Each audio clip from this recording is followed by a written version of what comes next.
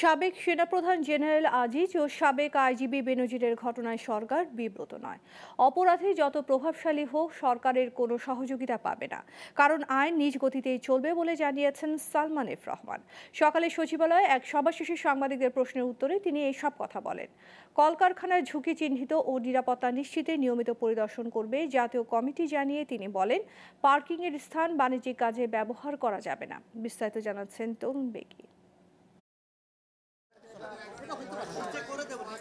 বুধবার স্বরাষ্ট্র মন্ত্রণালয়ের সভাকক্ষে কলকারখানা, শিল্প বাণিজ্যিক প্রতিষ্ঠানে দুর্ঘটনা রোধ ও নিরাপদ কর্মপরিবেশ নিশ্চিতের লক্ষ্যে গঠিত জাতীয় কমিটির তৃতীয় সভা হয়েছে। সভায় প্রধানমন্ত্রীর বেসরকারি, শিল্প ও বিনিয়োগ বিষয়ক উপদেষ্টা সালমান এফ রহমানের সভাপতিত্বে শিল্পমন্ত্রী, বাণিজ্য প্রতিমন্ত্রী, ঢাকা উত্তর সিটি কর্পোরেশনের মেয়র সহ সংশ্লিষ্ট ঊর্ধ্বতন কর্মকর্তারা উপস্থিত ছিলেন।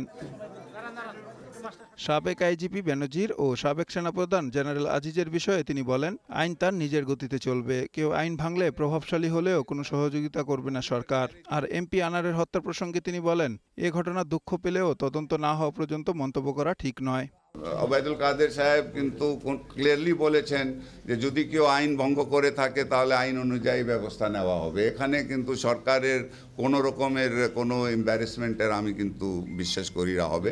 আইন তার নিজের গতিতে চলবে।